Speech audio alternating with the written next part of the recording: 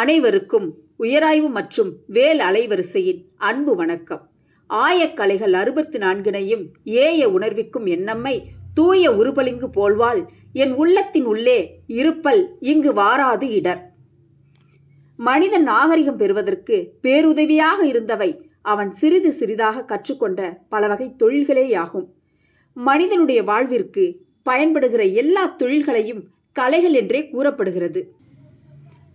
நாம் காண இருக்கும் இவ்வரங்கம் சிற்பமும் கல்வெட்டும் என்ற அரங்கமாகும்.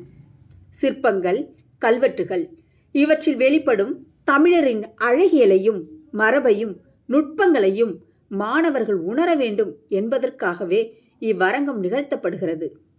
பண்டை காலத்தில் 64 கலைகள் இருந்ததாக கூறப்படுகிறது. தமிழரின் அழகு கலைகளில் ஒன்றுதான் சிற்பக்கலை.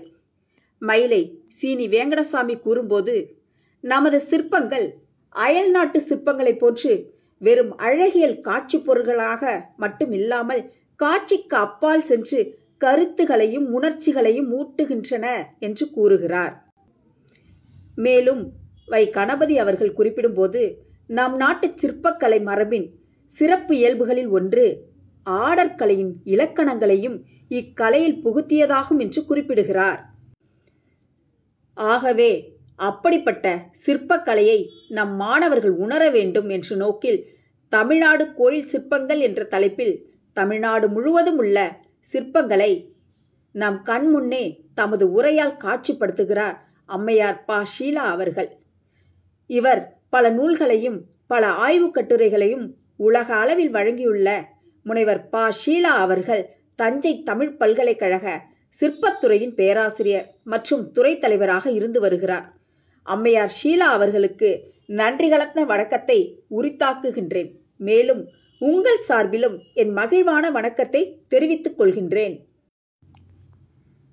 தமிழகத்தில் பல்லாயிரக்கணக்கான ஆண்டுகள் பழமை கொண்ட இலக்கிய செல்வங்களும் ஏறத்தாழ 2000 ஆண்டுகளின் தொடர்ச்சியான கல்வெட்டுகளும் பெரும் அளவில் வரலாற்றுக்கு அடிப்படையாக கிடைத்துள்ளன. கடந்த நூற்றாண்டின் இறுதியில் கல்வெட்டுகளை படியெடுக்க தொடங்கிய பிறகுதான் தமிழ்நாட்டின் இடைக்கால வரலாறு தமிழ் மக்களுக்கு புலப்பட தொடங்குகிறது. 2000 ஆண்டுகளுக்கு முன்பே நம்முடைய பாரம்பரியம் வலிமை மிக்கதாக மட்டுமல்லாமல் அறிவியல், மருத்துவம், மொழியியல், சமத்துவம் இவற்றிலெல்லாம் உயர்ந்து இருந்திருக்கிறது. இவற்றையெல்லாம் கல்வெட்டுகள் நமக்கு உணர்த்துகின்றன. கல்வெட்டுகள் இல்லை என்றால் பல விடயங்களை நாம் அறிந்திருக்க முடியாது. ஆகவே மாணவ செல்வங்களே, நீங்கள் இதை உணர வேண்டும். பல இடங்களுக்கு சென்று கல்வெட்டுகளை படியெடுத்து படிக்க வேண்டும் என்ற நோக்கத்திற்காகவே திருவாரூர் மாவட்ட கல்வெட்டுகள் என்ற தலைப்பில் உங்களுக்காக உரை நிகழ்த்துகிறார் பேராசிரியர் முனைவர் போ. இளங்கோவன், உதவி பேராசிரியர் வரலாற்றுத்துறை, மன்னை ராஜகோபாலசாமி அரசு கலைக்கல்லூரி, மன்னார்குடி. இவர் 3 நூல்களையும் கல்வெட்டுகள் பற்றிய பல ஆய்வு கட்டுரைகளையும் வெளியிட்டுள்ளார். அவருக்கு என் வணக்கத்தையும் மகிழ்வையும் தெரிவிப்பதோடு உங்கள் சார்பிலும் வணக்கத்தை தெரிவித்துக் கொள்கின்றேன். மேலும் ஆன்றோர்கள், சான்றோர்கள், பயனர்கள் அனைவருக்கும் என் அன்பு வணக்கம். உலகத்தமிழ் மாணவர்களே, நமது பண்பாட்டையும் கலாச்சாரத்தையும் போற்றி பாதுகாக்க வேண்டிய மிக முக்கிய பொறுப்பு உங்களுக்கு இருக்கிறது. கலைகளை போற்றுவோம், வரலாற்று சின்னங்களை பாதுகாப்போம், அனைவரும் தமிழால் இணைவோம். நான் உங்கள் முனைவர் சே. அஜித்தா, துறை தலைவர், தமிழ் உயராய்வுத்துறை, திருவிக அரசு கலைக்கல்லூரி, திருவாரூர். நன்றி, வணக்கம். அனைவருக்கும் வணக்கம். சிற்பக்கலை மனித நாகரிகத்தையும் அதன் வளர்ச்சியையும் எடுத்து காட்டும் சான்றுகளில் மிக இன்றியமையாத கலை சிற்பக்கலை ஆகும். ஒவ்வொரு நாட்டின் தொன்மை வரலாற்றையும் அம்மக்கள் வடித்த சிற்பக்கலை வழியாகவே பெரிதும் அறிகிறோம். கல்கள், உலோகம், மண், மரம் போன்ற பொருட்களில் சிற்பங்கள் செய்ய பெரும்பாலும் பயன்படுத்துகிறோம். மனித படைப்புகளிலே காலத்தால் அழிக்க முடியாத ஓர் கலைப்படைப்பு சிற்பக்கலை ஆகும். கல்வெட்டுகள் பண்டைய காலத்தில் பல்லாயிரம் ஆண்டுகள் நிலைத்திருக்க வேண்டும் என்று கருதப்பட்ட செய்திகள் கற்களில் வெட்டப்பட்டன. இவ்வாறு கற்களில் பொறிக்கப்பட்ட செய்திகளையே கல்வெட்டு என்கிறோம். பெரும்பாலும்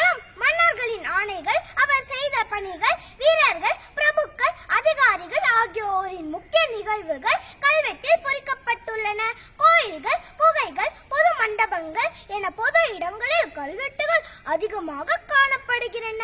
கல்வெட்டுகள் ஒன்றுக்கும் மேற்பட்ட மொழியில் செய்திகள் குறிப்பிட்டுள்ளதால் வழக்கொழிந்த பல மொழிகள் மீட்டெடுக்க பண்டைய மக்களின் நாகரிகம், பண்பாடு, கலாச்சாரம் மற்றும் பல முக்கிய நிகழ்வுகள் இளைய தலைமுறைகள் ஆகிய நாம் தெரிந்து கொள்ள இக்கல்வெட்டுகள் மிகவும் பயனுள்ளதாக உள்ளது. இந்த அருமையான நிகழ்ச்சியை ஏற்பாடு செய்திருக்கும் திருவிக அரசு கலைக்கல்லூரி தமிழ் உயர் ஆய்வுத்துறை தலைவர் முனைவர் அஜிதா அவர்கள் மற்றும் வேல் அறக்கட்டளையின் சார்பில் அனைவரையும் இந்த கல்வெட்டு அரங்கத்திற்கு வருக வருக என வரவேற்கிறோம். வாருங்கள் உறவுகளே, காணொலிக்குள் செல்லலாம். நன்றி, வணக்கம்.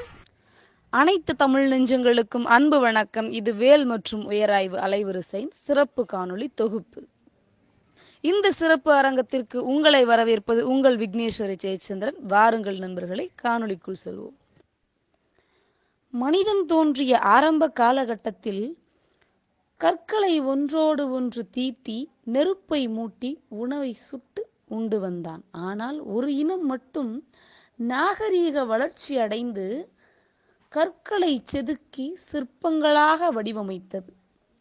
அத்தோடு மட்டுமல்லாமல் ஆலயங்களை எழுப்பி கோவில்கள் முழுவதும் சிற்பங்களால் நிறைத்து நம்முடைய வாழ்க்கை முறையை அங்கு சிற்பங்களாகவே வடிவமைத்து கலை உலகில் தனக்கென ஒரு தனி சாம்ராஜ்யத்தையே படைத்தது என்று சொன்னால் அது தமிழினம் மட்டுமே.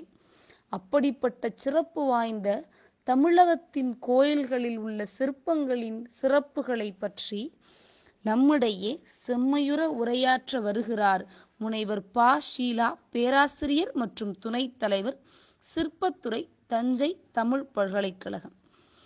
இவர் தமிழ் தவிர ஆங்கிலம், ஹிந்தி என 2 மொழிகளில் வல்லமை பெற்றவர். அது மட்டுமல்லாது இவருடைய சிறப்புகளாக 7 பேர் இவரிடம் முனைவர் பட்டமும் 65 பேர் இவரிடம் இளமுனைவர் பட்டமும் பெற்றுள்ளனர். பல்கலைக்கழக அளவில் இவருடைய கற்பித்தல் அனுபவம் 20 ஆண்டுகள், ஆய்வு அனுபவம் 29 ஆண்டுகள். இதுவரை 4 புத்தகங்களை வெளியிட்டுள்ளார். ஆய்வு கட்டுரைகள் 41 எழுதியுள்ளார். இவர் உரையாற்றிய கருத்தரங்குகள் 49. அது மட்டுமல்லாது இவர் இனிதே ஒருங்கிணைத்து இயக்கிய கருத்தரங்குகள் 12, சிறப்பு சொற்பொழிவுகள் 17 ஆற்றியுள்ளார். அது மட்டுமல்லாது Malaysia, Saudi, Dubai, Germany, Netherlands, Belgium, France, Switzerland, Australia, Italy, அப்பப்பா உலக நாடுகளில் பாதிக்கும் மேலாக சுற்றி தன்னுடைய திறமையை வெளிக்காட்டி தமிழனின் பெருமையை உலகறிய செய்துள்ளார். அம்மா அவர்கள் அத்தோடு மட்டுமல்லாது பல ஆய்வுகளிலும் ஈடுபட்டுள்ளார். பல விருதுகளை வென்று குவித்துள்ளார். தமிழின் மீது தீராத காதல் கொண்டவராகவும் சிற்பங்களின் மீது தீராத பற்று கொண்டவராகவும் விளங்கி வருகிறார். அம்மா அவர்கள் நமக்கு நம்முடைய தமிழ்நாட்டின் கோவில்களில் அமைந்துள்ள சிற்பங்களின் சிறப்புகள் என்ன என்பதை செம்மையுற கூற வருகிறார். அவர்களின் உரையை கேட்டு மகிழ்வோம். பாருங்கள் நண்பர்களே.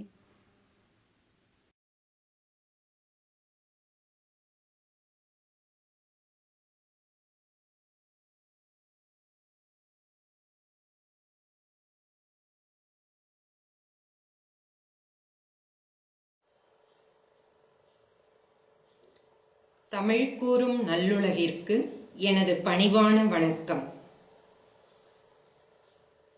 தமிழின்பால் நீங்கா காதலும் தமிழ் கலையில் ஆழ்ந்த ஈடுபாடும் கொண்ட உயராய்வு மற்றும் வேல் அறக்கட்டளையின் ஒருங்கிணைப்பாளர், திருவாரூர் திருவிக அரசு கலைக்கல்லூரி தமிழ் உயராய்வு துறையின்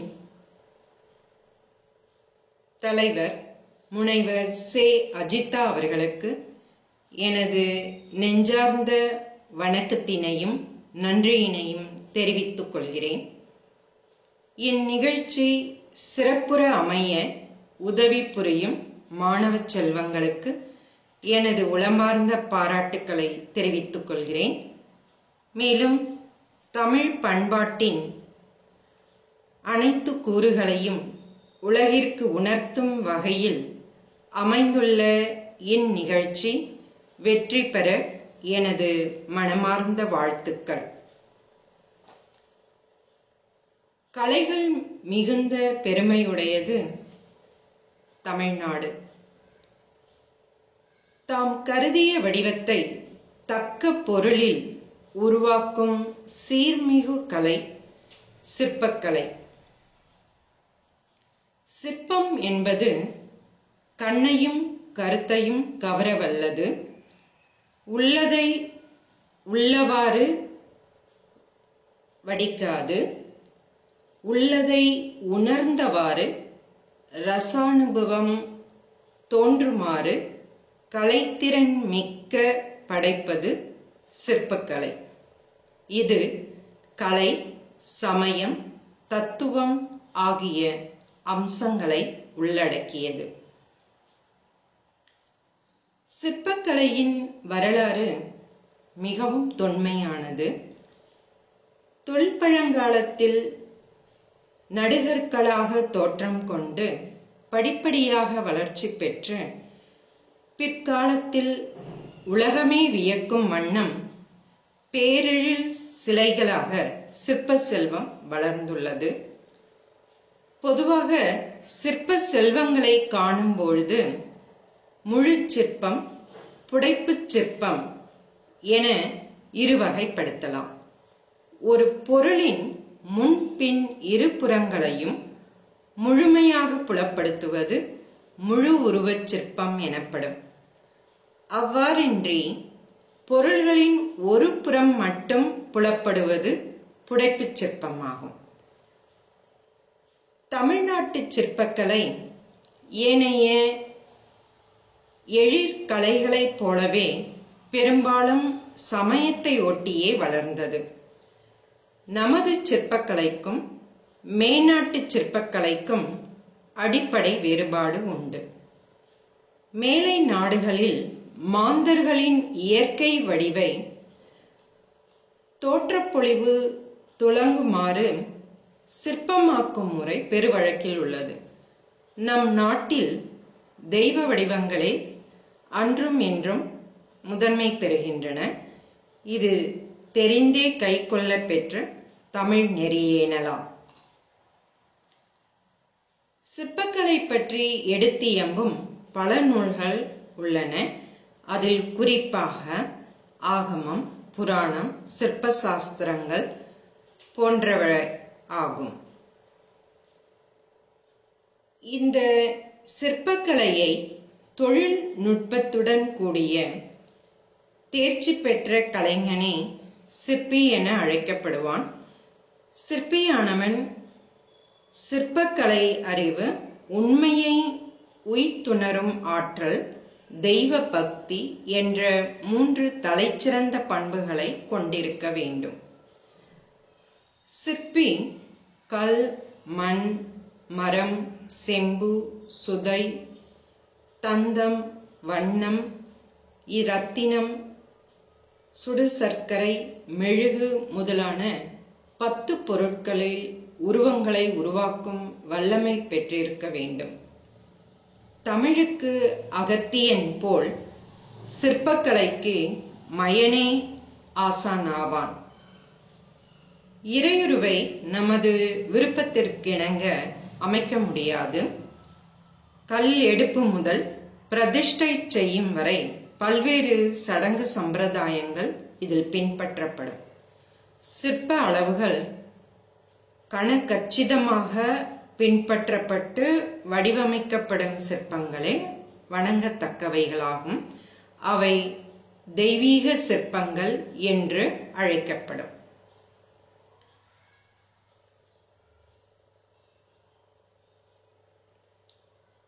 தமிழின் பெருமை மொழியில் மட்டுமின்றி கலைச்சிறப்பிலும் பண்பாட்டு கூறுகளிலும் விரிந்து பரந்து ஆழமரமாக காண கிடைக்கின்றது. தமிழகம் முழுவதும் பட்டி தொட்டிகளில் எல்லாம் நிறைந்து நிற்கும் கோயில்கள் கலைக்கூடங்கள் என்று அழைக்கலாம். தமிழகத்தை ஆட்சி புரிந்த அரசர்கள் தமக்குள் ஒப்பாரும் மிக்காரும் அகிலத்தில் இல்லை எனும் மனச்செருக்குடன் போட்டி போட்டுக்கொண்டு எழுப்பிய கவிமிகு கலைக்கோயில்கள் அருமை பெருமை கணினியாலும் கணக்கிட்டு கூறவியலாது. தமிழர் ஒவ்வொரு சிற்றூருக்கும் ஒரு கோயிலை கட்டி அங்கே கல்லிலும் செம்பிலுமான திருமேனிகளுக்கு கடவுள் மங்களம் செய்து மக்கள் உள்ளங்களில் உறுதியையும் ஊக்கத்தையும் தெய்வப்பற்றையும் ஊட்டி வளர்த்து வாழ்க்கையை இன்பமயமாக்கினர். கோயில்களை கட்டி முடிப்பது, அவற்றை சிற்பங்களால் அலங்கரிப்பது அறிவியல் தொழில்நுட்பம் வளர்ச்சியுறாத காலத்தில் சாத்தியம் அடைந்துள்ளது. தளவாடத்திலும் வித்தகத்திலும் அவர்களை விட நாம் தேர்ந்தவர்களாக இருப்பினும் அந்த பணியை நாம் செய்ய முற்படுவோமே ஆனால் அநேகமாக உறுதியாக தோல்வியுறுவோம். ஏனென்றால் அவர்கள் நம்மை விட சமயத்துறை சார்ந்த உணர்வாற்றலில் வல்லவர்களாக இருந்தனர். அவர்களது உயிர் வாழ்க்கையில் ஒன்றி இருந்தது. நாயன்மார்களும் ஆழ்வார்களும் நிகழ்த்திய பக்தி புரட்சியால் இந்து சமயம் புத்துயிர் பெற்றது. வழிபாட்டுக்காக இறைவனின் பல்வேறு வடிவங்களை உடைய தேவை பெருகியது. தத்துவத்தை பார்க்கிலும் கலையின் துணை கொண்டு கடவுள் பக்தியை எளிதில் பரப்பிவிடலாம் என்று தமிழ்நாட்டு கலைஞனுக்கு தெளிவான போது கல்லிலும் செம்பிலும் மரத்திலும் சுதையிலும் சிற்பங்கள் செய்ய ஆரம்பித்தனர். பல பல உருவங்களை கலைஞர்களின் கற்பனை அழகுற வடித்துற காட்டியுள்ளனர். இத்தகைய உள்ளொளி பெற்று திகழ்ந்த கலைஞர்களால் செய்யப்பெற்று தமிழ்நாட்டு கோயில்களிலும் உலகின் பல்வேறு அரும்பொருட்காட்சியகங்களிலும் இருக்கும் செப்பு திருமேனிகளைப் போல உலகில் வேறெந்த நாட்டிலும் காண கிடைக்காது. தொல்காப்பியம், 8 தொகை, 10 பாட்டு, 50 காப்பியம், 12 திருமுறைகள், 4000 திவ்ய பிரபந்தம் எல்லாம் எவ்வாறு நமது அழியாத உயரிய இலக்கிய செல்வங்களாக உள்ளனவோ அவ்வாறு கோயில் சிற்பங்கள் ஒப்பரிய செல்வங்களாக உலகெங்கும் புகழ் பரப்புகின்றன. நம் முன்னோர் கோயில் கடவுளை வணங்கச் செல்லும் போதே அங்குள்ள கலைகளையும் மக்கள் அன்றாடம் கண்டு கலையறிவு பெற வேண்டும் என்னும் கருத்தோடு கோயில்களை அமைத்துள்ளனர். நாமெல்லாம் கோயிலை வேகமாக சுற்றி வலம் வந்து உள்ளே போய் கடவுளை வணங்கிவிட்டு திரும்பி விடுகிறோம். இதனால் பக்தி மட்டுமும் உள்ளது. கோயிலில் அமைந்துள்ள பல கலை செல்வங்களை கண்டு அறிந்து வியந்து மகிழ்ந்து போற்ற தவறிவிட்டோம். முன்னோர்தம் கலையறிவை, கற்பனை திறனை கற்களின் உடனே புராண இதிகாச கருத்துக்களை காட்சிகளாக்கி சிற்பங்கள் வாயிலாக கதைகள் கூறும் பாங்கினை நாம் யாரும் கண்டு உணரும் வழக்கத்தினை கொள்ளவில்லை. சமயம் சார்ந்த பார்வை தேவை என்றாலும் அக்கலையின் மீது முருகியல் பார்வையும் தேவை. ஒரு மர யானையை பார்க்கும் பொழுது அழகியல் கண்ணோட்டத்துடன் பார்க்கவில்லை எனில் அந்த யானை எந்த மரத்தினால் செய்யப்பட்டது என்ற கண்ணோட்டம்தான் மிகும்.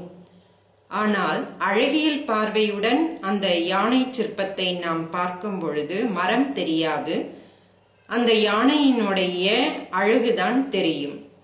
ஆகவேதான் நமது முன்னோர் மரத்தை மறைத்தது மாமத யானை, மரத்தில் மறைந்தது மாமத யானை என்று குறிப்பிட்டுள்ளனர். பண்டைய காலம் முதலே நம் கலைப்படைப்புகளை வெளிநாட்டார் வந்து கண்டு பிரமித்து பாராட்டியுள்ளனர்.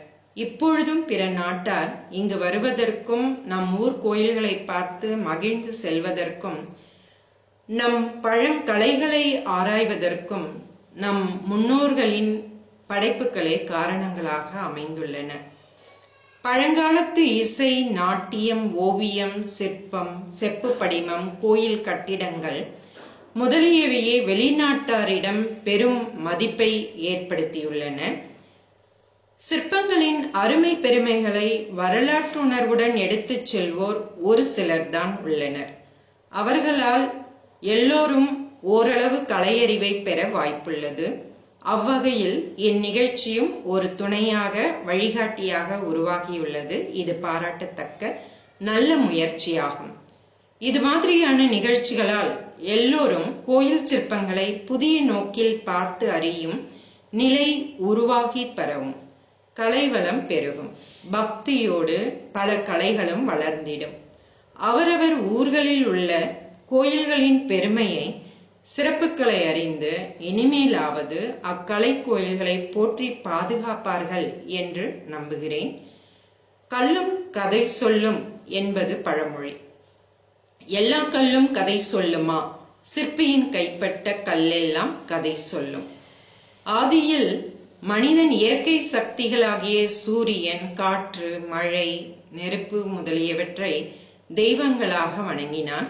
இயற்கையின் வழிவந்த இவ்விறை வழிபாட்டின் ஒவ்வொரு நிகழ்ச்சிக்கும் ஒவ்வொரு இயற்கை சக்தி மூலக்காரணம் என்னும் கருத்து ஏற்றுக்கொள்ளப்பட்டது. பின்னர் அறிவு வளர வளர மக்கள் இயற்கை சக்திகளுக்கும் பல்வேறு வடிவங்கள் கொடுத்து தெய்வங்களாக வழிபடலாயினர். பிற்காலத்தில் இத்தெய்வங்களுக்கு திருவுருவங்கள் செய்து அவற்றை வழிபாட்டிற்கு உரியவைகளாக்கினர். தம்மை போல் தெய்வங்களுக்கும் கணவன், மனைவி, மக்கள், பணியாட்கள் முதலியோரை கொண்டவர்களாக படைக்கப்பட்டனர். மனிதனை விட இறைவன் ஆற்றல் மிக்கவன் என்பதை விளக்குவதற்காகவும் அவனது ஆற்றலில் உட்கருத்துக்கள் நிறைந்துள்ளன என்பதை கூறுவதற்காகவும் பல்வேறு திருவுருவ அமைப்புகளை கொண்டும் பல வகையான படைக்கலன்களை கையாள பெற்றனவாகவும் உருவாக்கப்பட்டுள்ளன. சமயப்பற்றும் கலையுணர்வும் கொண்ட ஆன்றோரால் உருவாக்கப்பட்ட கடவுளர்களின் திருவுருவங்கள் அக்கால மக்களின் பண்பாடு, வாழ்க்கை முறை முதலியவற்றை படம் பிடித்து காட்டுவதாக அமைந்துள்ளன. தமிழகத்தை ஆட்சி புரிந்த பல்லவர், பாண்டியர், சோழ, விஜயநகர வேந்தர்கள், நாயக்க மன்னர்கள், தஞ்சை மராட்டியர்கள் முதலானோர் காலத்தில் சிற்பக்கலை போற்றி பாதுகாக்கப்பட்டது மட்டுமின்றி வளர்க்கப்பட்டும் வந்துள்ளது. தமிழக வேந்தர்கள் சமய பொறையுடையவர்கள். இவர்கள் ஆட்சி காலத்தில் இந்து சமயம் மட்டுமின்றி பௌத்தம், சமணம் போற்றி பாதுகாக்கப்பட்டு வந்துள்ளது. எனவே இச்சமயங்களுக்கான கோயில்களில் பல்வேறு திருவுருவங்கள் இடம்பெற செய்துள்ளனர். ஒவ்வொரு காலத்திலும் உருவாக்கப்பட்ட சிற்பங்கள் தனக்கென தனிப்பாணியை கொண்டு விளங்குகின்றன. பல்லவர் காலத்திற்கு முற்பட்ட தமிழகத்தில் மரம், சுதை, சுடுமண், உலோகம் முதலிய பொருள்களால் செய்யப்பட்ட திருவுருவங்களும் கல்லினால் வடிக்கப்பட்ட நடுகற்களும் இருந்தன என்பதற்கு சங்ககால இலக்கியங்கள் சான்று பகர்கின்றன. பல்லவ பேரரசர்கள் காலத்தில் உருவாக்கப்பட்ட சிற்பங்கள் குடைவரை சிற்பங்கள், ஒற்றை கற்கோயில் சிற்பங்கள், திறந்தவெளி பாறை சிற்பங்கள், கட்டட கோயில் சிற்பங்கள் என பிரிக்கலாம். பல்லவர் காலத்தில் புடைப்பு சிற்பங்களே அதிக அளவில் உள்ளது. பொதுவாக இந்த பல்லவர்கள் காலத்து சிற்பங்களில் நீண்ட உடல் அமைப்பு, அகன்ற மார்பு, ஒடுங்கிய இடை ஆகியவற்றை நாம் காணலாம். தலையில் உள்ள மகுடம் நீண்ட கூம்பு வடிவ அமைப்புடையது. பூணூல் வலக்கையின் மேலாக செல்லும். குண்டலங்கள் தடித்தவையாகவும் கேயுரங்கள் வேலைப்பாடு அற்றதாகவும் இருக்கும். உதரபந்தம் பட்டையாகவும் ஆடையினை கட்ட உதவும் நீண்ட துணி இடுப்பின் இரு மருங்கிலும் பரந்து விரிந்து காணப்படும். கருவறை சுவரின் உட்புறம் சோமாஸ்கந்தர் சிற்பம் நிறுவப்பட்டிருக்கும்.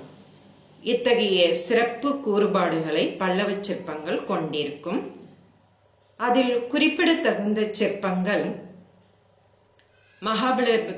மகாபலிபுரத்தில் அமைந்துள்ள மகிடாசுர மர்தினி சிற்பம், திருச்சி மலைக்கோட்டையில் அமைந்துள்ள கங்காதரர் சிற்பம் மற்றும் பல்லவர்கள் காலத்து கோயில்களில் காணப்படுகின்ற சோமாஸ்கந்தர் சிற்பம், மகாபலிபுரத்தில் அமைந்துள்ள திறந்தவெளி பாறை சிற்பங்கள் ஆகியன சிறந்த உதாரணங்களாக நாம் குறிப்பிடலாம். முதலில் மகிஷாசுர மர்தினியினுடைய புடைப்பு சிற்பத்தை பார்க்கலாம். இந்த புடைப்பு சிற்பத்தில் துர்க்கைக்கும் எருமை தலை கொண்ட அசுரனுக்கும் போர் நடைபெறுகின்ற காட்சியை தத்ரூபமாக எடுத்து காட்டியுள்ளனர். இதில் துர்க்கையினுடைய படையினர் ஊக்கத்தோடும் வெற்றி களிப்போடும் இருப்பதாக காட்டப்பட்டுள்ளது. எருமை அசுரனுடைய படையில் வீரர்கள் பயந்து அச்சமுற்று பின்வாங்கக்கூடிய நிலையில் காட்டப்பட்டுள்ளனர். இது ஒரு இயங்கும் நிலையில் உள்ள ஒரு சிற்பம். உண்மையில் போர் நடந்து கொண்டிருக்கிற மாதிரியே அந்த சிற்பங்கள் அமைக்கப்பட்டிருக்கின்றன. அதுதான் இந்த சிற்பத்தினுடைய சிறப்பு. இதில் துர்க்கையானவள் வெற்றி களிப்புடனும் அதே சமயத்தில் கருணை முகத்தோடும் காணப்படுகிறார். எருமை அசுரன் பயந்து பின்வாங்கும் நிலையில் உள்ளார்.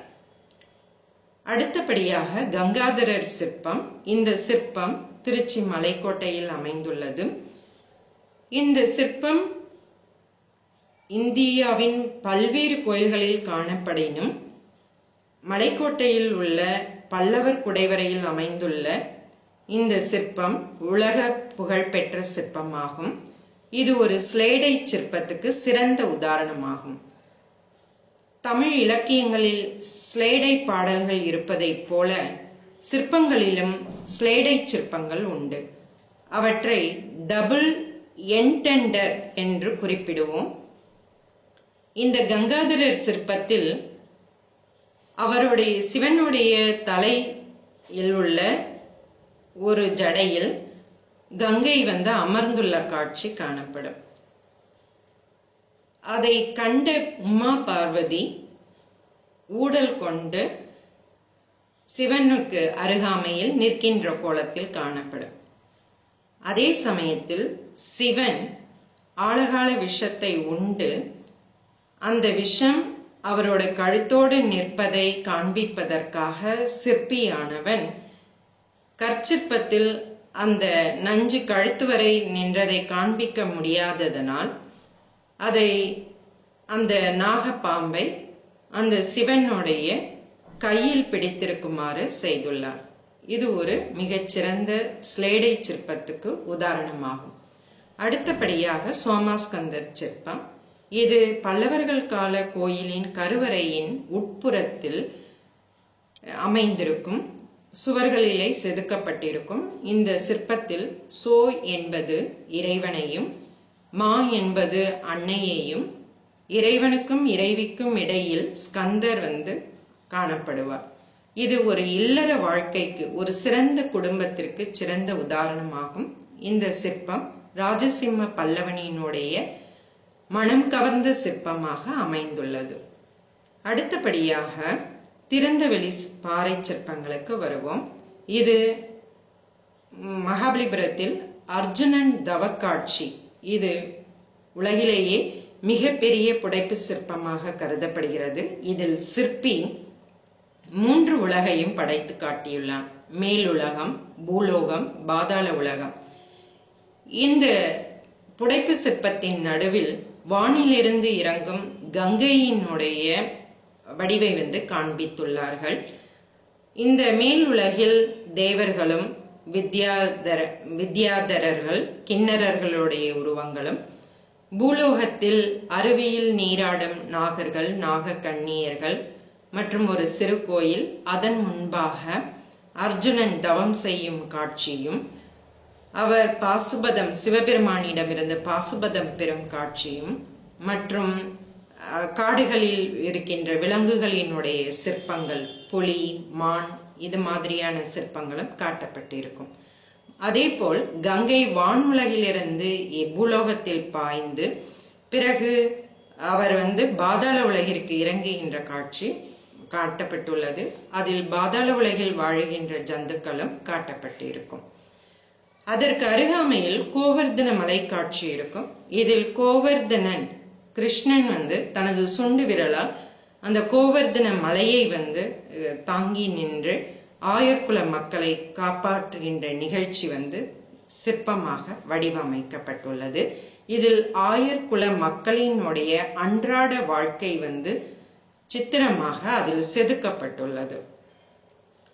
அதேபோல் பல்லவர்களினுடைய சமகாலத்தவர்களான முற்கால பாண்டியர்கள் தென் தமிழகத்தை ஆட்சி செய்தார்கள். அவர்கள் பல்லவருடைய பாணியை பின்பற்றினாலும் அவர்களுடைய காலத்து கோயில்களில் உள்ள சிற்பங்கள் குறிப்பிடத்தகுந்தது கழுகுமலையில் உள்ள வெட்டுவன் கோயில் சிற்பங்கள். அதற்கு அடுத்தபடியாக திறந்தவெளி பாறை சிற்பங்களாக சமண சமயத்தை சார்ந்த சிற்பங்கள் இருக்கின்றன. இதில் வரிசையாக தீர்த்தங்கரர்களுடைய சிற்பங்கள் அமைந்துள்ளன. தீர்த்தங்கரர்களினுடைய உருவங்கள் அவை ஆடையின்றி காணப்படுவதால் அவற்றை அடையாளம் காண்பதற்காக அந்த சிற்பங்களின் பீடங்களில் அந்த அடையாளங்கள் குறிக்கப்பட்டிருக்கும். உதாரணத்திற்கு மகாவீரருக்கு சிங்கம், பார்ஸ்வநாதருக்கு நாகம், இது மாதிரியான அடையாளங்கள் அதில் காணப்படும். அதில் குறிப்பிடத்தகுந்த சிற்பங்கள் பாகுபலி, மகாவீரர், பார்ஸ்வநாதர், இயக்கியர்கள், குறிப்பாக பத்மாவதி ஆகியவை நாம் காணலாம். அடுத்தபடியாக தமிழகத்தின் தலைச்சிறந்த பேரரசு சோழ பேரரசு.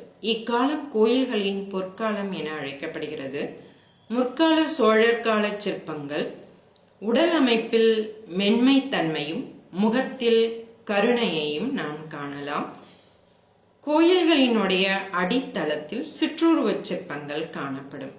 இந்த சிற்றுருவச் சிற்பங்களில் ராமாயணம், பாகவத புராணங்கள் சிற்ப வடிவில் காட்டப்பட்டிருக்கும். அதற்கு சிறந்த உதாரணம் தஞ்சைக்கு அருகாமையில் உள்ள புள்ளமங்கை கோயிலை நாம் கூறலாம்.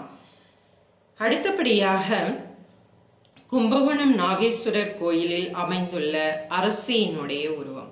இதில் இந்த அரசன் அரசியையும் இறை உருவங்களோடையே இவர்கள் கோயில்களில் செதுக்கி வைத்துள்ளார்கள். அதாவது அரசன் அரசியையும் இறை உருவங்களாக வழிபடுகின்ற ஒரு முறை, அதாவது தேவராஜ வழிபாடுன்னு சொல்லுவாங்க. அத்தகைய வழிபாடு சிறப்பாக போற்றப்பட்டு இருக்கிறது முற்கால சோழர் காலத்துல. அந்த நாகேஸ்வர சுவாமி கோயில்ல ஒரு அரசியினுடைய உருவம் அதில் பார்க்கும் பொழுது சிற்பம் கல்லில் வடிக்கப்பட்ட சிற்பம் என்பதை காட்டிலும் நமது நேரில் நிற்கின்ற உருவம் போல் அந்த சிற்பி அந்த சிற்பத்தை வடிவமைத்திருக்கிறார். அடுத்தபடியாக பெண்ணொரு பாகன் சிற்பத்திற்கு வரலாம். சோழர் காலத்தில் அர்த்தநாரியினுடைய சிற்பம் பல கோயில்கள்ல நாம் பார்க்கலாம். தேவி சிவபெருமானுடைய இடப்பக்கம் சரிபாதியாக அவர் அந்த பங்கினை பெற்றதுக்கு மனமகிழ்ந்த நிலையில் காணப்படுகின்ற ஒரு சிற்பம் தான் அர்த்தநாரி சிற்பம். இந்த அர்த்தநாரி சிற்பத்துல நம்ம பார்க்க வேண்டிய விஷயம் என்னவெனில், அந்த காலத்திலேயே ஆணும் பெண்ணும் சமம். இதில் யாரும், அதாவது சிவன் இன்றி சக்தி இல்லை, சக்தி இன்றி சிவன் இல்லை, இரண்டும் சேர்ந்தால்தான் இந்த பிரபஞ்சம் இயங்கும் என்ற அழகான ஒரு அறிவியல் உண்மையை அந்த சிற்பி அதில் காட்டியிருக்கிறார். அடுத்தபடியாக திருவேல்விக்குடி மணவாள ஈஸ்வரர் கோயிலில் உள்ள சிவனும் பார்வதியும் கல்யாண கோலத்தில் இருக்கின்ற காட்சி. இதில் அந்த பார்வதி தேவியினுடைய நாணம் நாம் கவனிக்கத்தக்க வடிவில் அமைந்திருக்கிறது. அடுத்தபடியாக இடைக்கால சோழர் கால கோயில்களுக்கு வருவோம். அதில் குறிப்பிடத்தகுந்த கோயில் தஞ்சை பெருவுடையார் கோயில், மற்றொன்று கங்கை கொண்ட சோழபுரம் சிவன் கோயில். தஞ்சை பெருவுடையார் கோயிலில் ராஜராஜ சோழன் திரிபுராந்தகர் உருவத்தை பல இடங்களில் அமைத்துள்ளார். இந்த திரிபுராந்தகர் உருவத்துல அதாவது இகழ்ச்சியுடன் கூடிய கடைவாய் சிரிப்பினால முப்புறத்தையும் எரித்திருக்கிறார் சிவபெருமான். அவர் ஒரு வெற்றி கலப்பில் இருக்கின்ற ஒரு சிற்பம். அவருடைய கையில் வில், அம்பு ஆகியவன காணப்படும். அவர் பூமியையே தேராக்கி சூரியனையும் சந்திரனையும் சக்கரங்களாக்கி மேருமலையை வில்லாக்கி அந்த பார்க்கடலை கடையின் அந்த வாசுகி பாம்பினை நான்களாக்கி விஷ்ணுவை அம்புகளாக்கி அவர் அந்த 3 அசுரர்களையும் எரித்தது, அந்த அசுரர்களினுடைய கோட்டைகளை எரிப்பதற்காக அந்த திரிபுராந்தகர் வடிவம் வந்து அமைக்கப்பட்டிருக்கிறது.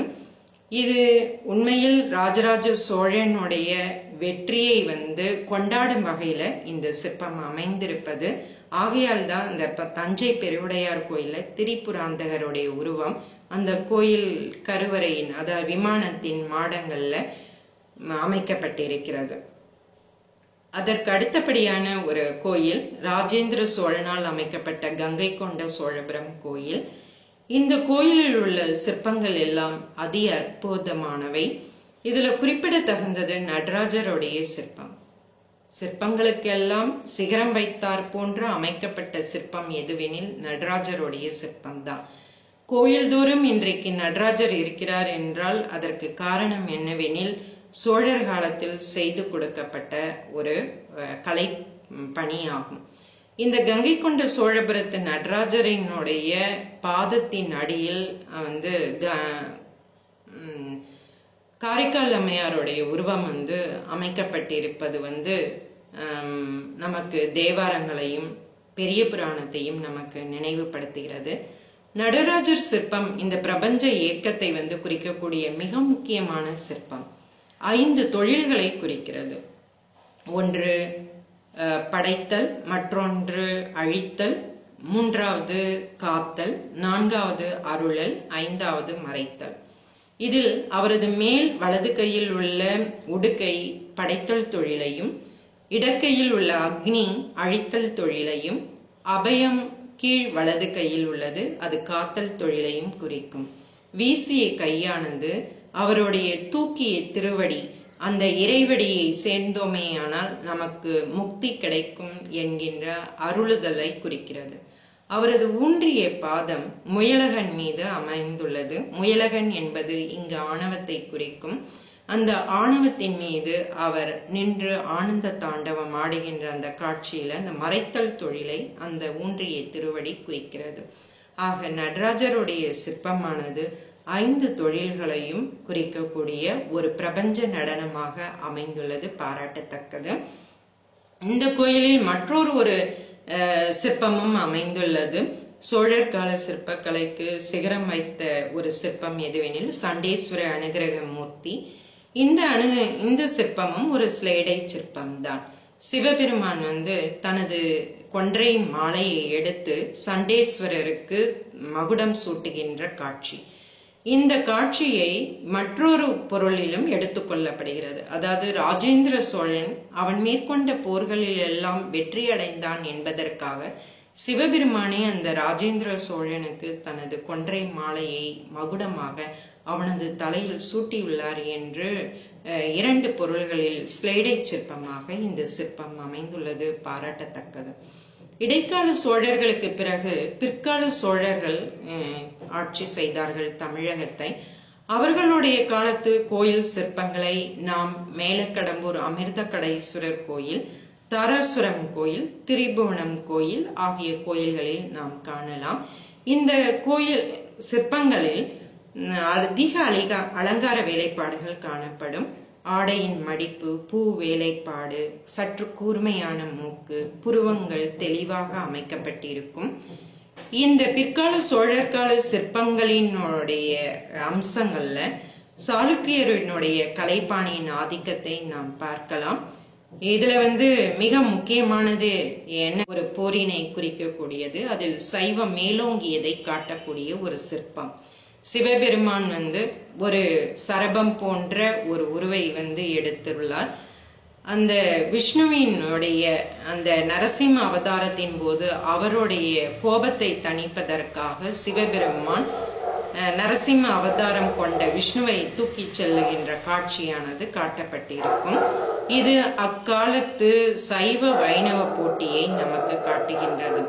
அதே போல் தர்மபுர ஆதீனத்தில் உள்ள ராமர், லக்குவன், அனுமன் போன்ற சிற்பங்களும் குறிப்பிடத்தகுந்த சிற்பங்களாக அமைந்துள்ளன. இதே காலத்தில், அதாவது பிற்கால சோழர்களுக்கு சமகாலத்தவர்களான பிற்கால பாண்டியர்களினுடைய காலத்திலும் சிற்பங்கள் சற்று தட்டையான முகத்தோற்றத்துடன் சிறிது தடித்து குறுகிய உடல் அமைப்பு, மிகுதியான ஆடை அணிகலன்களுடன் காணப்படும். இத்தகைய சிற்பங்களை நாம் அம்பாசமுத்திரம், திருவாலீஸ்வரர் கோயில், மன்னார் கோயில் போன்ற கோயில்களில் நாம் காணலாம். அதில் குறிப்பாக திருமாலுடைய சிற்பம் குறிப்பிடத்தகுந்தது. மேலைக்கடம்பூர் கோயில், தாராசுரம் கோயில், திரிபுவனம் கம்பகரேஸ்வரர் கோயில் ஆகிய கோயில்கள் பிற்கால சோழர் கால கோயில்களுக்கு சிறந்த உதாரணமாகும். இக்கோயில் சிற்பங்களில் குறிப்பிடத்தகுந்தது திரிபுவனம் கம்பகரேஸ்வரர் கோயிலில் உள்ள சரபமூர்த்தி சிற்பம். இந்த சிற்பமானது சைவத்திற்கும் வைணவத்திற்கும் இடையே நடைபெறுகின்ற போட்டியில் சைவம் மேலோங்கியதை காட்டக்கூடிய ஒரு சிற்பம். சரப உருவில் உள்ள சிவபெருமான் நரசிம்ம அவதாரம் எடுத்த விஷ்ணுவினுடைய கோபத்தை அடக்குவதற்காக அவதாரம் எடுத்த காட்சியானது அந்த சிற்பத்தில் அதி அற்புதமாக காட்டப்பட்டுள்ளது. தர்மபுர ஆதீனத்தில் உள்ள ராமர், லக்குவன், அனுமன் போன்ற சிற்பங்கள் பிற்கால சோழர் கலைப்பாணியில் அமைந்தவைகளாகும். பிற்கால சோழர்களினுடைய சமகாலத்தவர்களான தென் தமிழகத்தை ஆட்சி செய்த பிற்கால பாண்டியர்களினுடைய சிற்பங்களும் இந்த சோழர்கால சிற்பங்களைப் போல காணப்பட்டாலும் அதன் முகத்தில் சற்று தட்டையான முக அமைப்பு, சிறிது தடித்து குறுகிய உடல் அமைப்பு, மிகுதியான ஆடை அணிகலன்கள் ஆகியவற்றை காணலாம். இந்த பிற்கால பாண்டியர்களினுடைய சிற்பங்களுக்கு மிகச்சிறந்த உதாரணங்களானது அம்பாசமுத்திரம், திருவாலீஸ்வரர் கோயில் மற்றும் மன்னார் கோயில் ஆகிய கோயில்களில் நாம் காணலாம்.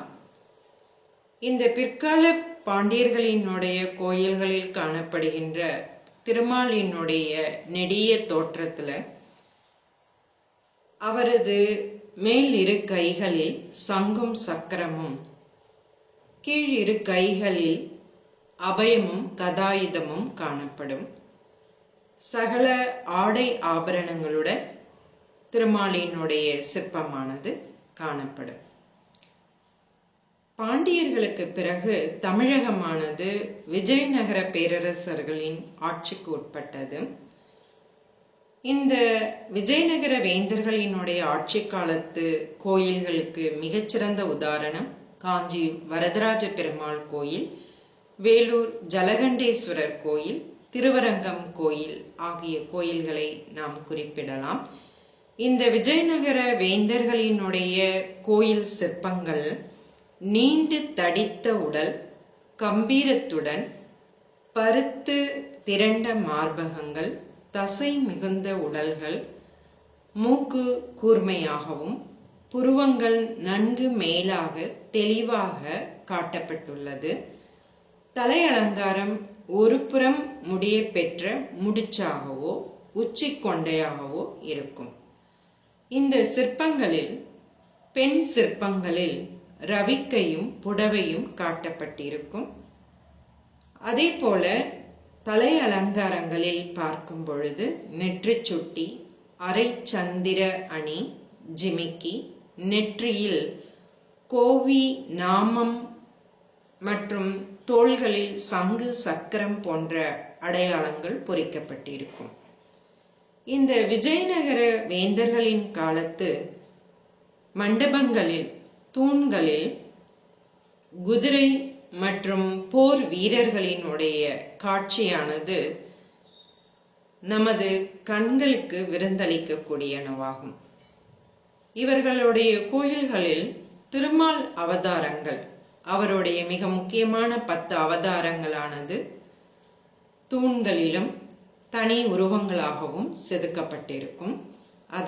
அதனுடன் உடலுறவு சிற்பங்கள், அதாவது பாலியல் சிற்பங்களும் மற்றும் சிலம்பு போர், மல்யுத்தம், கோலாட்டம், ஈருடல், ஒரு தலை யானை, ஒரு தலை 4 உடல் கொண்ட மான்கள், கற்சங்கிலி, அரசன் அரசி ஆகியோருடைய திருவுருவங்கள், அவர்கள் காலத்து கோயில்களில் இடம்பெற்றிருக்கும். விஜயநகர வேந்தர்களினுடைய பிரதிநிதிகளான நாயக்கர்களினுடைய காலத்து சிற்பங்கள் உயரம் அதிகமானவையாக, வலிமை பெற்ற ஒரு உடல், முறுக்கேறிய தசையினை உடையனவாக காணப்படும். இந்த சிற்பங்களில் மீசை ஆண் சிற்பங்களில் கீழ் நோக்கி தொங்கும், தாடியுடன் காணப்படும். போர் வீரர், குறவர், வேடருடைய சிற்பங்கள்லாம், அதாவது சமய தொடர்பில்லாத சிற்பங்களும் தெய்வீக சிற்பங்களுடன் காட்டப்பட்டிருக்கும். இந்த சிற்பங்களில் தேவைக்கு அதிகமான ஆடை அணிகலன்கள் காணப்படும். மற்றும் அணிகலன்களானது சதை பகுதியை தொடாதவாறு அமைந்திருப்பது இக்காலத்து சிற்பங்களினுடைய சிறப்பம்சமாகும். வீரபத்திரர், மன்மதன், ரதி மற்றும் திருவிளையாடல் புராணத்தில் குறிப்பிடப்பட்டுள்ள காட்சிகள் எல்லாம் சிற்பங்களில் நாம் காணலாம். யாழியினுடைய வாயில் காணப்படும் உருண்டை கற்கள், இது அக்கால சிற்பியினுடைய கைத்திறனுக்கு சிறந்த எடுத்துக்காட்டாக அமைந்துள்ளது. மேலும் மண்டபங்களில் 12 ராசிகளினுடைய சிற்பங்களை நாம் காணலாம். தாமரை மலர்களின் இதழ்களை கொத்தும் கிளிகளும் விதானங்களில் சிற்ப வடிவில் அமைக்கப்பட்டுள்ளது மிகச் சிறப்பு வாய்ந்ததாகும். திருவாரூர் தியாகராஜர் கோயிலில் அமையப்பெற்றுள்ள சிற்பங்களும் புகழ்பெற்ற சிற்பங்களாக அமைந்துள்ளன. இக்கோயிலில் பல்வேறு நடன சிற்பங்களும் தெய்வீக சிற்பங்களுடன் அமைந்துள்ளன. திருவாரூர் தேர் அழகு, மன்னார்குடி மதில் அழகு என்று ஒரு வழக்கு உண்டு.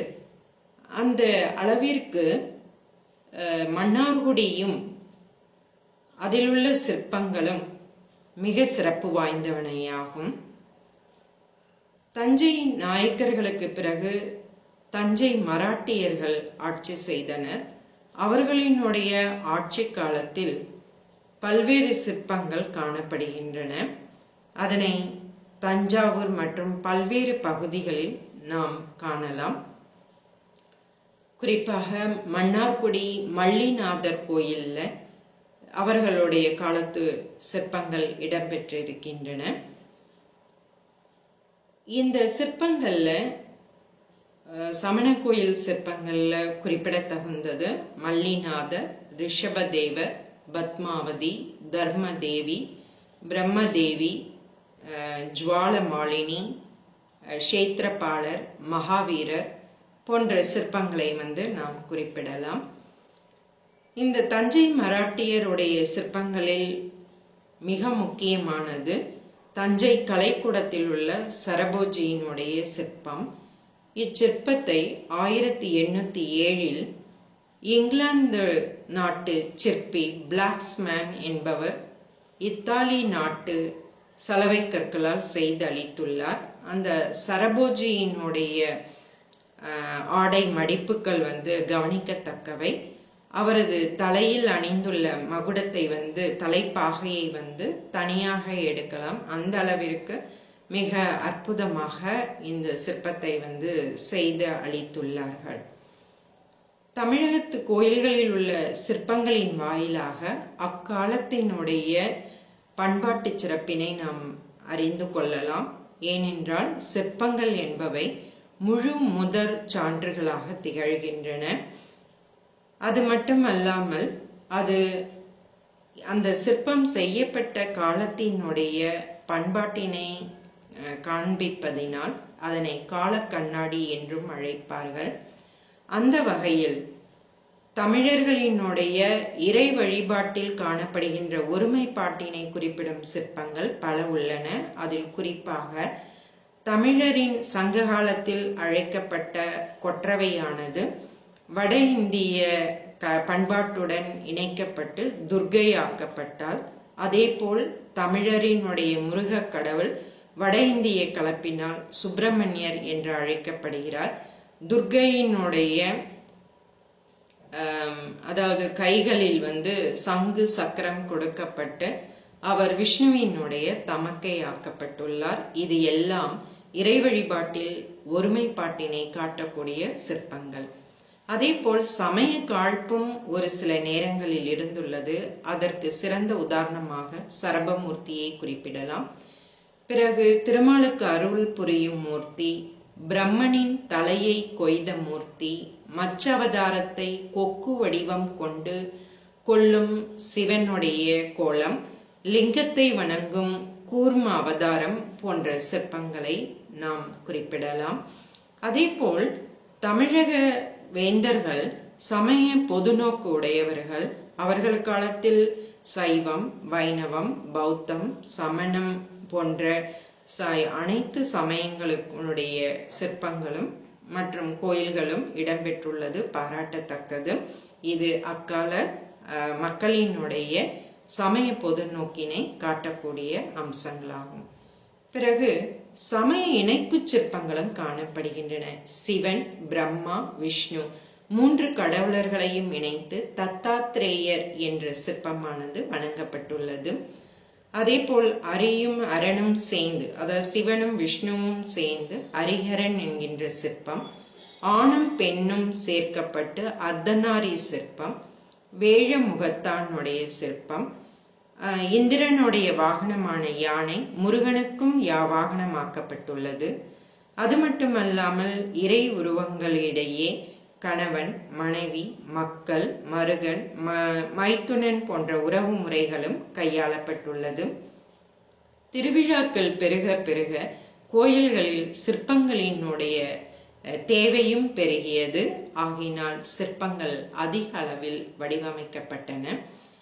அது மட்டுமல்லாமல் இறைவனுக்கு சமமாக மன்னன் கருதப்பட்டதனால இறை உருவங்கள் இடம்பெற்றுள்ள கோயில்களில் அரசன் அரசியினுடைய கோயில்களும் இடம்பெற்று இருக்கிறது.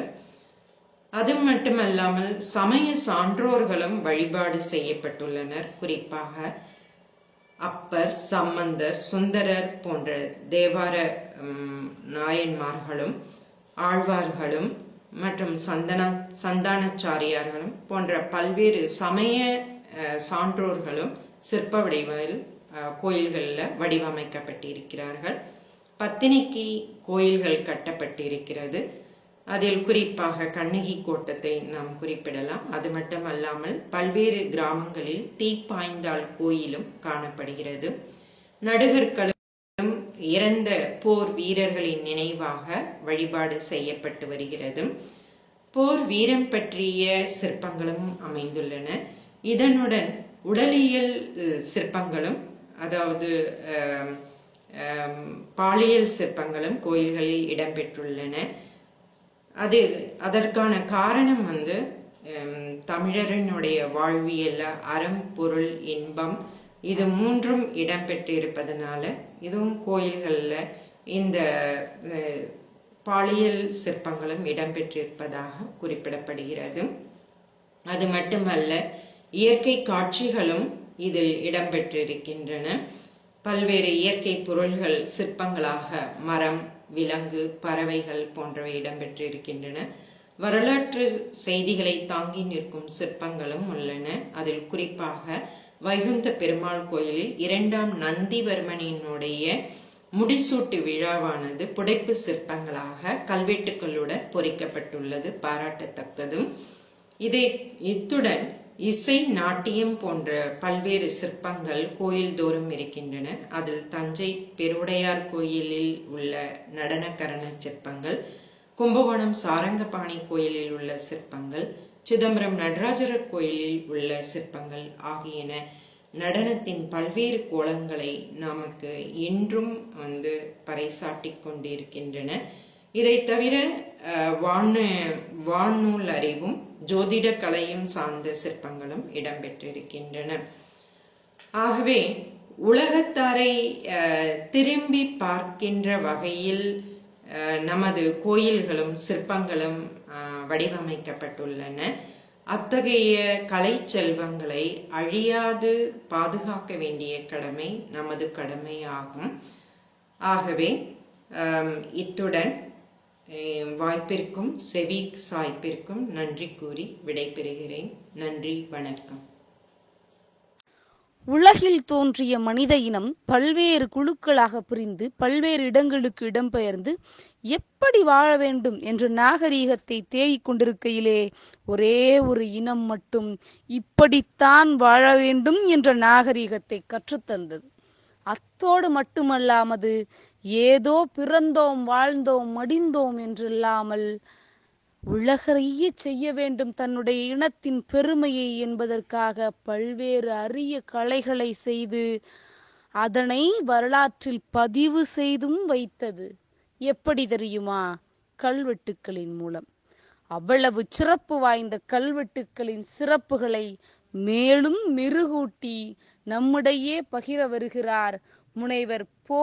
இளங்டன் கோவன், உதவி பேராசிரியர், வரலாற்றுத்துறை, மன்னை ராஜகோபால சுவாமி அரசு கலைக்கல்லூரி, மன்னார்குடி. ஐயா அவர்கள் சிறந்த சமூக சிந்தனையாளர். அத்தோடு மட்டுமல்லாமல் 3 நூல்களை இதுவரை வெளியிட்டுள்ளார். 10 ஆய்வு கட்டுரைகளையும் எழுதியுள்ளார். பள்ளி மற்றும் கல்லூரிகளில் பல்வேறு உரைகளை நிகழ்த்தி மாணவர்களிடையே தமிழின் பெருமையை பறைசாற்றியுள்ளார். அத்தோடு மட்டுமல்லாமல் பல்வேறு கருத்தரங்குகளிலும் பங்கேற்றுள்ளார். 2005 முதல் கல்லூரி பணியில் சேர்ந்த இவர் இதுவரை தன்னுடைய பணியை செம்மையுற செய்து வருகிறார். ஐயா அவர்கள் நம்முடையே பகிர வந்திருக்கும் தலைப்பு என்ன தெரியுமா? திருவாரூர் மாவட்ட கல்வெட்டுக்களின் சிறப்பு. ஆம், மனுநீதி சோழன் ஆண்ட ஆரூர் மண்ணின் கல்வெட்டுக்களின் சிறப்புகளை நம்முடையே சிறப்பாக உரையாற்ற வருகிறார். ஐயா அவர்களின் தனிச்சிறப்பு என்ன தெரியுமா? 5 ஆண்டுகள் உடற்கல்வித்துறையில் இயக்குனராக பணியாற்றி வருகிறார். நம்முடைய ஆரூர் மண்ணின் கல்வெட்டுக்களின் சிறப்பை ஐயா அவர்களின் ஆழ்ந்த குரலில் கேட்டு மகிழ்வோம் நண்பர்களே, வாருங்கள்.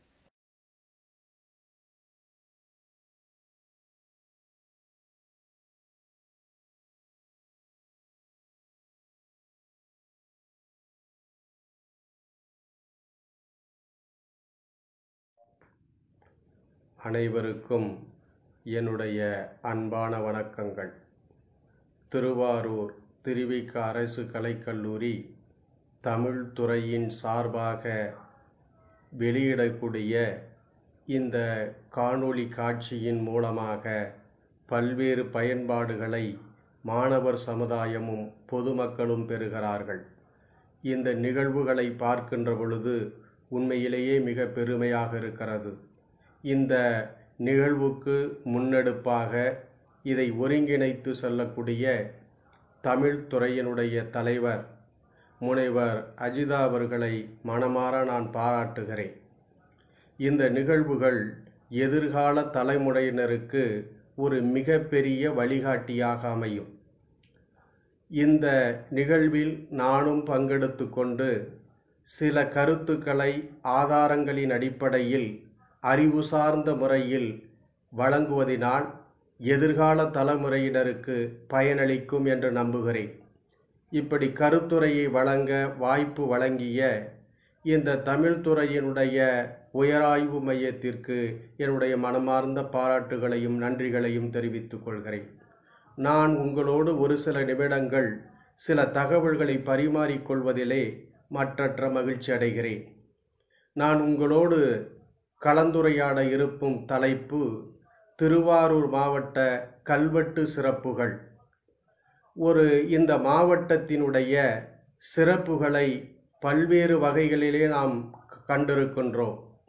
திருவாரூர் தியாகராஜர் கோயிலில் துவங்கி தமிழ்நாட்டிற்கே மிக முன் உதாரணமாக இருக்கக்கூடிய ஆழித்தேரிலிருந்து சில சுற்றுலா தலங்களை உள்ளடக்கி இருக்கக்கூடிய நிலப்பகுதிகளையும் பெற்று இந்து சமயம் மட்டுமல்லாமல் பிற சமயத்தினரும் வழிபடக்கூடிய சிறந்த வழிபாட்டு தலங்களில் ஒன்றான இஸ்லாமியர்களின் வழிபாட்டு தலமான முத்துப்பேட்டை தர்காவையும் உள்ளடக்கி பல இடங்களில் பல திருக்கோயில்கள் சைவ வைணவ மதங்கள் உள்ளடக்கிய, இன்னும் சொல்லப்போனால் சமண மத கோயில்கள் கூட இருக்கக்கூடிய ஒரு அருமையான நிலப்பரப்பை இந்த மாவட்டம் பெற்றிருக்கிறது. இந்த மாவட்டத்தை பற்றிய பல்வேறு வரலாற்று செய்திகளும் இலக்கிய படைப்புகளும் பல்வேறு படைப்பாளர்களால் வெளியிடப்பட்டிருக்கின்றன. அப்படி இருக்கின்ற வகையில் எதிர்கால மாணவர்களுக்கும் மற்றவர்களுக்கும் உதவக்கூடிய வகையில் கல்வெட்டை அடிப்படையாக கொண்டு இந்த மாவட்டம் என்ன சிறப்புகளை பெற்றிருக்கிறது என்ற செய்தியை உங்களோடு பகிர்ந்து கொள்கின்றேன். இந்த மாவட்டத்தில் 1076க்கு மேற்பட்ட கல்வெட்டுகள் பல்வேறு திருக்கோயில்களில் இருக்கின்றது. இந்த கல்வெட்டுகள் எல்லாம் பல நிலைகளிலே இருக்கின்றன. அவற்றை தமிழ்நாடு அரசினுடைய தொல்லியல் துறை ஆய்வு செய்து படியெடுத்து நூல்களாகவும் வெளியிட்டிருக்கிறார்கள்.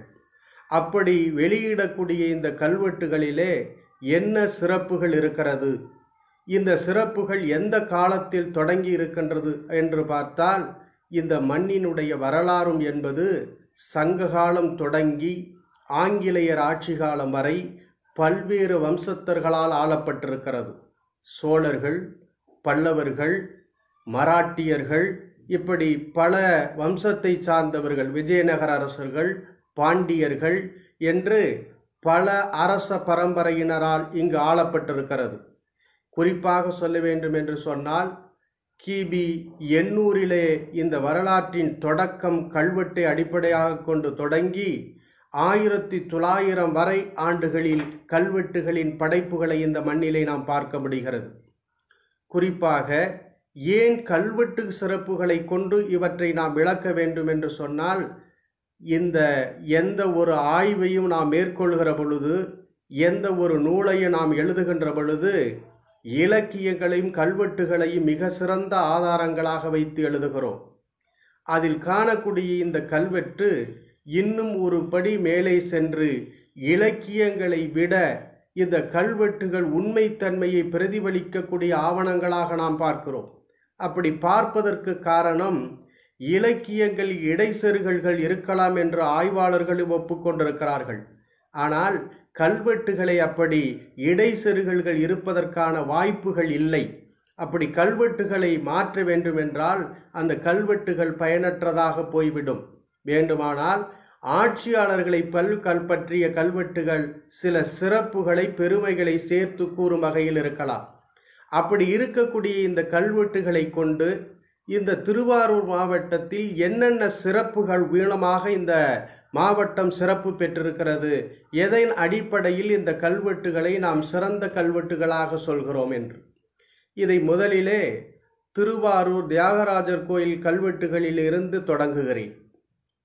இங்கு 60க்கு மேற்பட்ட கல்வெட்டுகள் கண்டறியப்பட்டிருக்கிறது.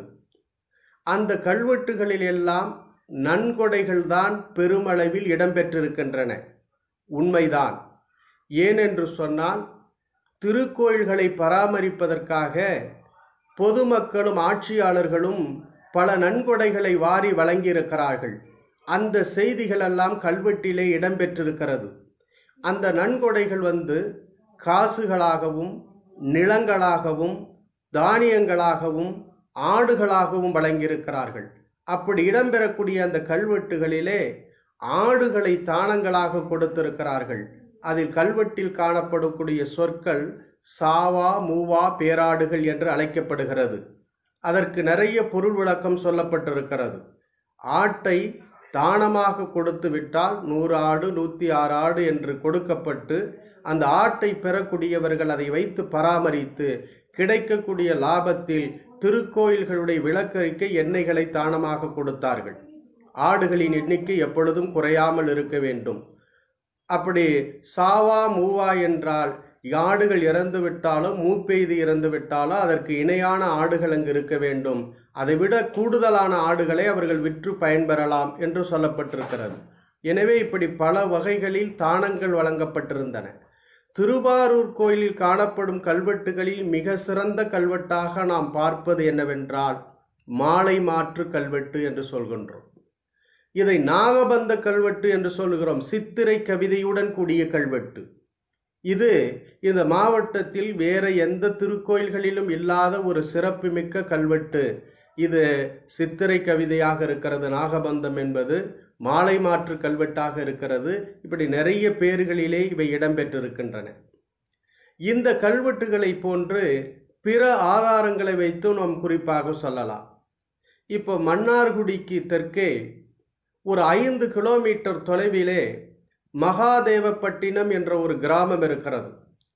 அந்த கிராமம் மராட்டியர்களுடைய காலத்தில் 5 ஏக்கர் நிலப்பரப்பிலே ஒரு கோட்டை கட்டினார்கள். இன்றும் அது மகாதேவப்பட்டின கோட்டை என்று நாம் அழைக்கிறோம். அதை வரலாற்று ரீதியாக அதை தஞ்சையின் தாஸ்மஹால் என்றும் அழைக்கிறார்கள். இது ஒரு மிகப்பெரிய போர் நடைபெறுகிற பொழுது அது அதன் மையமாக செயல்பட்டிருக்கிறது. இன்றும் அந்த கோட்டை பராமரிப்பு இன்றிதான் இருக்கிறது. ஒரு கிராமத்தில் இருக்கக்கூடிய கோட்டை இது. இந்த போர்க்காலங்களில் கோட்டைகளில் இருந்து போரிடக்கூடிய முறைகளும் அதற்கு பயன்பட்டது என்றும் அதற்குள்ளே அமைத்திருக்கக்கூடிய திருக்கோயில்கள் வழிபாட்டு முறைகளும் வியப்பளிக்கிறது. இதே போன்று பல திருக்கோயில்கள் இருக்கக்கூடிய கல்வெட்டுகள் ஒவ்வொன்றையும் பிரதிபலிக்கக்கூடியதாக நம்முடைய முந்தையோர்களுடைய வரலாற்றை, முன்பு இருந்த மக்களின் வாழ்வியலை, முன்பு இருந்த சமூக நிலைகளை, முன்பிருந்த பொருளாதார மேம்பாடுகளை நமக்கு ஆதாரத்தோடு சொல்லக்கூடிய அற்புதமான படைப்புகளாக இந்த கல்வெட்டுகள் இடம்பெற்றிருக்கின்றன. இதில் குறிப்பாக உங்களுக்கு சொல்ல வேண்டும் என்று சொன்னால், சோழர்கள் காலம் என்றாலே எல்லோரும் வியந்து பாராட்டக்கூடியது கிராம நிர்வாக முறை. இந்த கிராம நிர்வாக முறைக்கு அடித்தளமிடுவது குடவோலை முறை என்ற தேர்தல் முறைதான். இந்த குடவோலை தேர்தல் முறை என்று சொன்னாலே உதாரணத்திற்கு கல்வெட்டு சான்றாக உத்தரமேரியில் இருக்கக்கூடிய கல்வெட்டுகளை நாம் குறிப்பிடுகிறோம். நான் இங்கே குறிப்பிட விரும்புவது சோழர்கள் ஆண்ட இந்த நிலப்பகுதி.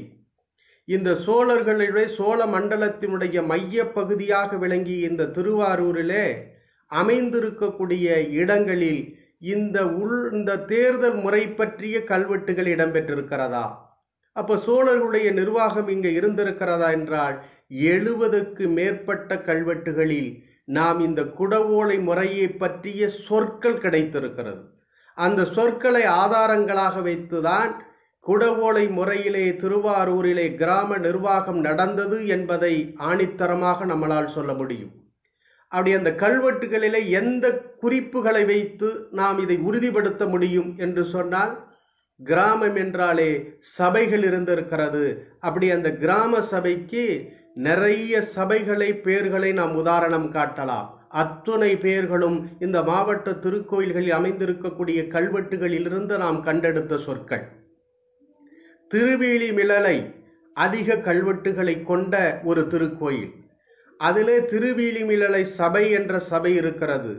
மருகல் நாட்டு மருகல் சபை என்பது இருக்கிறது. இப்படி நிறைய சபைகள், மத்தியஸ்தன் சபைகள் இருக்கிறது. இவையெல்லாம் உள்ளாட்சி நிர்வாகத்திற்கு சிறந்த உதாரணம் மட்டுமல்ல, இந்த மண்ணிலே அந்த தேர்தல் முறை நடந்திருக்கிறது என்பதை உறுதிப்படுத்துகிறோம். இதைவிட ஆதாரம் சொல்ல வேண்டும் என்றால், குடும்பு என்ற ஒரு வார்த்தை குடவாசல் வட்டம் அதே திருவேலிமிழலையினுடைய கோயில் கல்வெட்டுகளிலே ராஜராஜ சோழனின் முதலாம் ராஜராஜ சோழனினுடைய 24வது ஆட்சி ஆண்டு கல்வெட்டுகளிலே குடும்பு என்ற சொல் இடம்பெற்றிருக்கிறது. இந்த குடும்பு என்ற சொல் எதை குறிக்கிறது என்றால், இன்று நாம் நவீன காலத்தில் பயன்படுத்தக்கூடிய வார்டு என்ற சொல்லை குறிக்கிறது. எனவே அந்த வார்டு பிரிக்கப்பட்டால் இந்த குடவோலை முறைக்கு அதுதான் அடித்தளமாக இருந்திருக்கிறது. எனவே இந்த கல்வெட்டு ஆதாரங்களை கொண்டு நாம் இதை உறுதிப்படுத்த முடியும். எனவே இதற்கு சிறந்த உதாரணமாக இவை விளங்கியிருக்கிறது. இன்னொன்று, பெண்களுடைய உரிமைகளை பற்றி பேசுகிற இந்த நவீன காலத்தில் அப்பொழுது இருந்த கல்வெட்டுகளில் ஏதேனும் ஆதாரங்கள் இருக்கிறதா என்று சொன்னால், பெண்கள் சம உரிமையோடு வாழ்ந்திருக்கிறார்கள் என்பதை மெய்ப்பிக்க திருப்புகலூரில் இருக்கக்கூடிய கோயில் கல்வெட்டுகளை உதாரணமாக மேற்கோள் காட்டுகிறோம். அந்த திருப்புகலூர் கோயிலில் சத்திரிய சிகாமணி நாட்டுடைய ஒரு கல்வெட்டு சாசனம், இது ஒரு சாசனமாக காணப்படுகிறது. அந்த சாசனம் ஒரு பிராமண பெண் தானம் வழங்கியதை குறிப்பிடுகிறது. இது பொருளாதாரம் ஈட்டக்கூடிய ஆண்கள் தானம் நன்கொடைகள் வழங்குவதற்கு எவ்வளவு உரிமை பெற்றார்களோ அதே மாதிரி பெண்களும் உரிமை பெற்றிருக்கிறார்கள் என்பதை மெய்ப்பிக்கிறது. வீர கொடியவர்கள் என்பவர்கள் வரி வசூல் அல்லது தண்டம் வசூல் செய்யக்கூடிய அதிகாரிகளாக பார்க்கப்பட்டிருக்கிறார்கள். அவர்களை பற்றி கல்வெட்டுகளிலே செய்திகள் இடம்பெற்றிருக்கிறது. அந்த செய்திகள் கூட நாம் இன்றைக்கு சப்தி நடவடிக்கை செய்வதை போன்ற செயலை பிரதிபலிக்கிறது என்று சொல்கிறோம். அதேமாரி பிராமணர்கள் என்றால் சமூகத்தில் உயர்நிலையில் இருப்பவர்கள், பிராமணர்கள் என்று சொன்னால் பொருளாதாரத்திலே மேம்பட்டவர்கள் என்று நினைக்கக்கூடிய காலத்தில் அப்பொழுது இருந்த பிராமணர்கள் வறுமையில் வாடினார்கள் என்பதை மெய்ப்பிக்க வரக்கூடிய வகையில் பல சான்றுகள் கல்வெட்டுகளில் நமக்கு கிடைத்திருக்கிறது. அப்படி வறுமையில் வாடிய பிராமணர்களுக்கு உணவு வழங்குவதற்காக உணவு சாலைகளை அமைத்து ஆகம முறைப்படி உணவு வழங்கியதை கல்வெட்டுகள் இந்த மாவட்டத்தின் 4க்கு மேற்பட்ட கல்வெட்டுகளில் அந்த செய்தி இடம்பெற்றிருக்கிறது. இன்னும் ஒரு செய்தி சொல்ல வேண்டுமென்றால், சமூகத்திலே சம உரிமையோடு வாழ்ந்த மக்களிலே அப்பொழுது அடிமை முறையினுடைய சில அடக்குமுறைகள் இருந்திருக்கிறது என்பதை மெய்ப்பிக்கக்கூடிய கல்வெட்டுகளும் இடம்பெற்றிருந்தன. அப்படி அடிமை முறை என்று சொன்னாலே நாம் அமெரிக்காவினுடைய வரலாற்றை புரட்டுகிற பொழுதுதான் அங்கே ஆப்பிரிக்காவிலிருந்து அடிமைகளை வரவழைத்து சந்தைகளிலே விற்றார்கள் என்று பார்த்தோம். ஆனால் சில இங்கு இருந்த பொருளாதார சூழ்நிலை, அவர்களுடைய ஏற்றத்தாழ்வுகள், அவருடைய இயலாமையின் அடிப்படையில் நிறைய அடிமை முறைகள் இருந்திருக்கிறது என்பதை கல்வெட்டுகள் மெய்ப்பிக்கிறது. அப்படி கல்வெட்டுகள் அடிமை முறை இருந்தது என்பதை 3ஆம் குலோத்துங்க சோழனுடைய கல்வெட்டில் அடிமை முறையை பற்றிய குறிப்புகள் இடம்பெற்றிருக்கின்றன.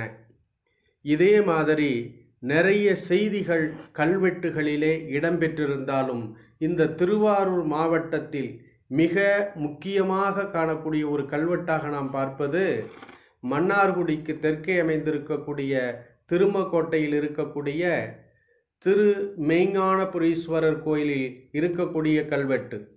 அந்த கல்வெட்டு ஒரு நிலத்தை விலைக்கு விற்று அந்த விலைக்கு விற்றதற்குரிய பத்திரத்தை பிரமாணம் என்று சொல்லக்கூடிய ஒரு இதில் ஆவணமாக எழுதி வைத்திருந்தார்கள். அந்த ஆவணம் தொலைந்து போன காரணத்தினால் அதை கல்வெட்டாக மீண்டும் மறுபதிவு செய்தது. அப்படி மறுபதிவு செய்யக்கூடிய அந்த கல்வெட்டை தான் புனப்பிரமாணம் என்று அழைக்கின்றோம். அப்படி ஒரு அற்புதமான நிகழ்வு நடந்ததற்கான ஆதாரங்கள் அந்த கல்வெட்டுகளிலே இருக்கிறது. எனவே திருவாரூர் மாவட்டம் முழுமையும் இருக்கக்கூடிய சைவ, வைணவ, சமண கோயில்கள் இடம்பெற்றிருக்கின்றன. இந்த கோயில்களிலே கிடைக்கக்கூடிய கல்வெட்டுகளிலிருந்து நாம் இங்கு அமைந்திருக்கக்கூடிய சமுதாயம், மக்களினுடைய வாழ்வியல், பொருளாதார ஏற்றம், இங்கு நடந்த வணிக சிறப்புகள், மக்களினுடைய மேம்பாடான வாழ்க்கை முறை, இங்கு நிகழக்கூடிய மிக முக்கியமான மேம்பாட்டு நிகழ்ச்சிகளை எல்லாம், மக்களுடைய வாழ்வியல்களை எல்லாம் பிரதிபலிக்கின்ற வகையில் கல்வெட்டுகள் இடம்பெற்றிருக்கிறது. இந்த கல்வெட்டியல்களிலேயே சிறப்பான கல்வெட்டுகள், பல கல்வெட்டுகள் நம் மாவட்டங்களில் இருக்கிறது. இதெல்லாம் தொன்மை காலத்தினுடைய வரலாற்று நினைவுகளையும் தமிழ் மக்களுடைய வாழ்வியல் முறைகளையும் அடையாளம் காட்டும் அற்புதங்கள் என்றும் இந்த மாவட்டத்தில் அந்த கல்வெட்டுகள் இந்த மாவட்டத்திற்கு பெருமை சேர்க்கும் கல்வெட்டுகளாக அமைந்திருக்கின்றன என்பதையும் கூறி, மேலும் பல செய்திகளை உங்களோடு பகிர்ந்து கொள்வதற்கு நேரம் கருதி இதை இத்துடன் நிறைவு செய்கிறேன். நன்றி, வணக்கம்.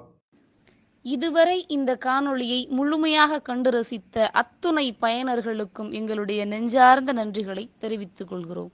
அத்தோடு மட்டுமல்லாது சிறப்பு விருந்தினர்களாக பங்கேற்று சிறப்பாக உரையாற்றிய இருவருக்கும் எங்களுடைய மனமார்ந்த நன்றிகள்.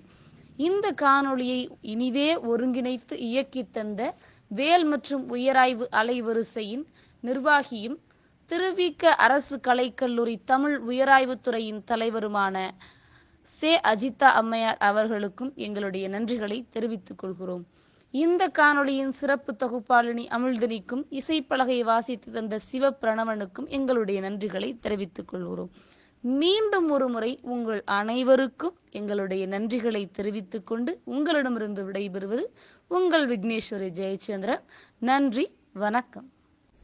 இந்த நிகழ்ச்சி உங்களுக்கு பிடிச்சிருந்துச்சுன்னா விரும்பவும், ரொம்ப பிடிச்சிருந்துச்சுன்னா பகிரவும், ரொம்ப ரொம்ப பிடிச்சிருந்துச்சுன்னா கருத்து பெட்டியில் கருத்துக்களை போடவும். நன்றி.